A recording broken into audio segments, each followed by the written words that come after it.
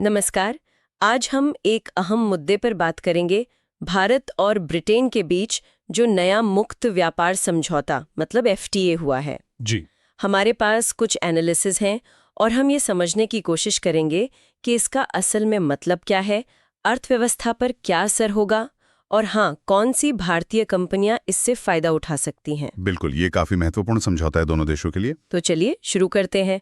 सबसे पहले ये समझौता है क्या, मोटे तौर पर? देखिए, ये भारत और यूके के बीच एक बहुत व्यापक एफटीए है। इसमें गुड्स और सर्विसेज दोनों शामिल हैं। अच्छा। और इसका मुख्य फोकस है टैरिफ यानी आयात शुल्क कम करना। हाँ, और इसी टैरिफ कटौती में स्कॉच विस्की वाली बात काफी सुनने में आ रही है। जी हाँ, वो एक बड़ा हाईलाइट है। ब्रिटेन से आने वाली स्कॉच पर टैरिफ अभी 150% है, वो तुरंत घटकर 75% हो जाएगा। तुरंत आधा मतलब? हाँ बिल्कुल। और सिर्फ इतना ही नहीं, अगले 10 सालों में ये और कम होकर 40% पर आ जाएगा। अच्छा, लेकिन ये तो हुई ब्रिटेन से आने वाली चीजों की बात। भारत के लिए क्या है इसमें? भारत के लिए भी काफी कुछ है, खासकर हमारे कपड़ा उद्योग, टेक्सटाइल्स, चमड़े का सामान, इन सब पर यूके में जो टैरिफ लगता था वो लगभग खत्म हो जाएगा। लगभग खत्म? मतलब करीब करीब 99% जो भारतीय सामान यूके जाता है उस पर कोई इंपोर्ट ड्यूटी नहीं लगेगी, जीरो शुल्क पहुंच मिलेगी। वाह, ये तो टेक्सटाइल और लेदर सेक्टर के लिए बहुत बड़ी खबर है। बिल्कुल। और इसके पीछे का जो बड़ा लक्ष्य है वो भी समझने लायक है। हाँ, क्या लक्ष्य रखा गया है? लक्ष्य है कि अभी जो हमारा द्विपक्षीय व्यापार करीब $60 बिलियन का है 2024 में, उसे 2030 तक 2 गुना किया जाए, मतलब $120 बिलियन तक। डबल? हाँ 6 साल में? जी। और इसका सीधा असर रोजगार पर पड़ने की उम्मीद है, खासकर भारत के लेबर इंटेंसिव सेक्टर्स में, जैसे कपड़ा और चमड़ा उद्योग, जहां काफी लोगों को काम मिलता है। तो मतलब कंपनियां जैसे वर्धमान टेक्सटाइल्स, वेल्सपन इंडिया, इनको फायदा हो सकता है। हाँ, निश्चित रूप से इनके लिए यूके का बाजार और आसानी से खुल जाएगा। और ऑटोमोबाइल सेक्टर का क्या? टाटा मोटर्स, टीवीएस मोटर, इनका भी तो यूके से कनेक्शन है। हाँ, ऑटोमोबाइल सेक्टर भी एक बड़ा लाभार्थी है। गाड़ियों पर जो टैरिफ अभी 100% से भी ज्यादा है, वो घटकर 10% तक आ जाएगा। 100% से 10%, ये तो बहुत बड़ा बदलाव है। जी, लेकिन इसमें एक पेंच है। ये एक कोटा सिस्टम के तहत होगा, मतलब एक तय सीमा तक ही गाड़ियां इस कम टैरिफ पर आ सकेंगी। अच्छा, समझ गया।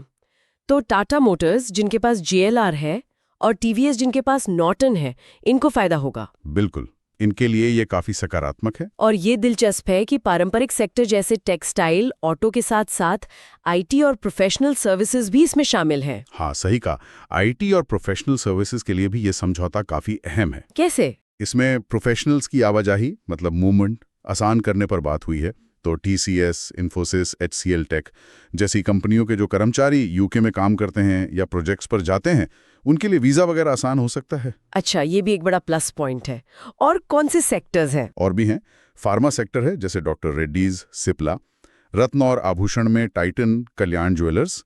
केमिकल्स में यूपीएल, इंजीनियरिंग में एल&टी, यहाँ तक कि अल्कोहलिक बेवरेजेस जैसे यूनाइटेड स्पिरिट्स, और कृषि उत्पादों में टाटा कंज्यूमर, एलटी फूड्स।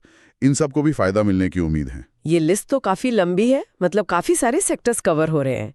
सुनने में तो सब बहुत अच्छा लग रहा है। हाँ, फायदे तो काफी हैं। लेकिन क्या कोई चुनौतियां भी हैं? मतलब कुछ ऐसी बातें जिन पर हमें ध्यान देना होगा? हाँ बिल्कुल है। हर समझौते के 2 पहलू होते हैं। जैसे कि? देखिए, एक तो ये कि जब यूके से सस्ता सामान आएगा, खासकर शराब या कुछ ऑटोमोबाइल सेगमेंट्स में, तो हमारे घरेलू उद्योगों पर कंपटीशन का दबाव बढ़ेगा। हाँ, ये बात तो है। लोकल कंपनीज को तैयार रहना होगा। बिल्कुल। दूसरा, यूके के जो क्वालिटी स्टैंडर्ड्स हैं वो काफी कड़े होते हैं, तो भारतीय एक्सपोर्टर्स को उन मानकों पर खरा उतरना होगा, जिसमें थोड़ा खर्चा और मेहनत लग सकती है। सही बात है। और शायद छोटे उद्योगों के लिए ज्यादा मुश्किल हो। हाँ, मुमकिन है। एमएसएमईज यानी छोटे और मझोले उद्यमों को शायद अपनी टेक्नोलॉजी और प्रोसेस को अपग्रेड करने की जरूरत पड़ेगी, ताकि वो इस मौके का पूरा फायदा उठा सकें।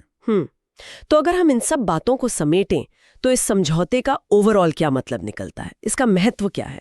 देखिए, अगर हम बड़ी तस्वीर देखें तो ये समझौता भारत की उस बड़ी रणनीति का हिस्सा है जिसके तहत भारत ग्लोबल इकोनॉमी के साथ और ज्यादा जुड़ना चाहता है, अपना एक्सपोर्ट बढ़ाना चाहता है और रोजगार पैदा करना चाहता है। मतलब ग्लोबलाइजेशन और इंटीग्रेशन।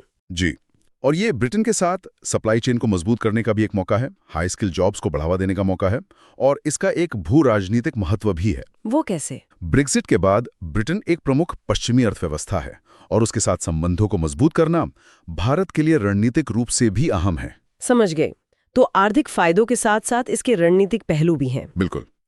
तो आज हमने भारत यूके एफटीए के कई पहलुओं पर बात की। क्या फायदे हैं, किन सेक्टर्स और कंपनियों को लाभ होगा और क्या चुनौतियां सामने आ सकती हैं। जी हाँ, और जाते जाते एक सवाल सोचने के लिए छोड़ा जा सकता है। हाँ जरूर। कि जहां ये समझौता इतने सारे अवसर ला रहा है, वहीं ये जो घरेलू कंपटीशन बढ़ेगा और जो ऊंचे क्वालिटी स्टैंडर्ड्स की जरूरत होगी, ये भारतीय कंपनियों को इनोवेशन यानी नई खोज और एडेप्टेशन यानी बदलाव लाने के लिए किस हद तक प्रेरित करेगा, ये देखना दिलचस्प होगा।